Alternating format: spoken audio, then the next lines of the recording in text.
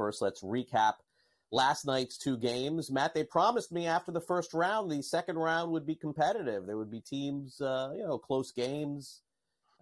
We didn't get that last night. I mean, I certainly don't think that the Cavs are going to give Boston trouble, but I guess for me, we could start here. I was a little surprised that Dallas just got handed to by Oklahoma City last night. How about you?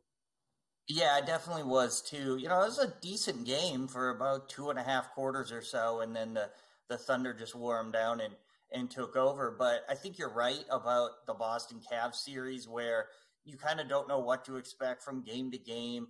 But with Dallas OKC, you certainly expect closer games. And I don't think Luka and Kyrie are going to have as mediocre to bad games as they had. And that's kind of how Dallas goes. As those two go, so goes the Mavericks.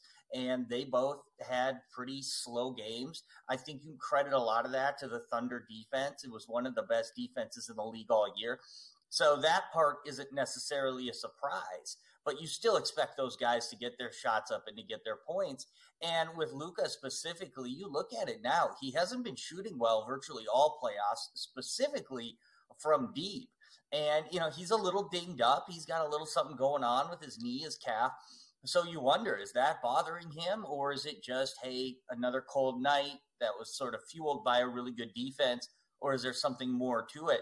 Either way, they need to figure it out in a hurry, because even on the road, if you go down 2-0, you certainly feel like you're in a big hole, and you feel a little bit desperate going back home for game 3.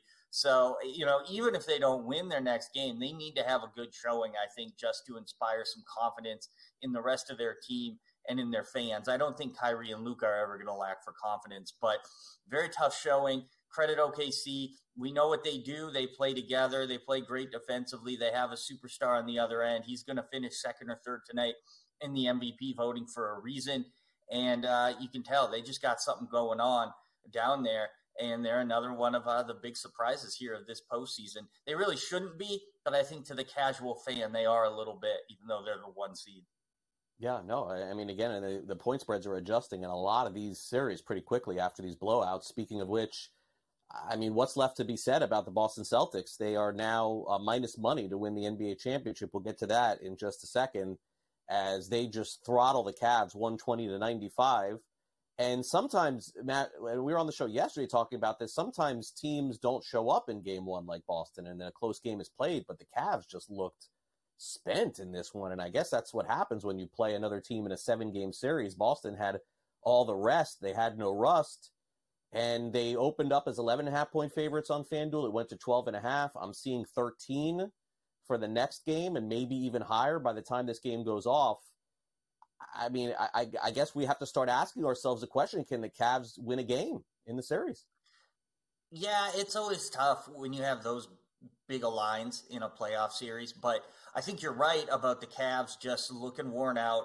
They just doesn't seem like they have the horses. I think Boston is like, go ahead, Donovan Mitchell, you can get your points.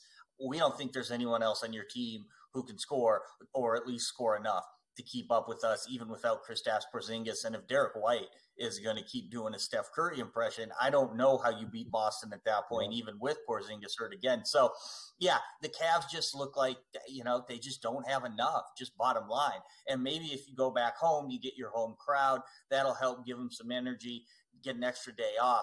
But right now, it just feels like, yeah, Boston's going to take care of business at home. Like I said, you start getting up into 13-plus point spreads. I don't know. That doesn't necessarily make me comfortable as a bettor. We saw the way Boston laid an egg last round in Game 2 against the Heat, who I think had even less horses than the Cavs have.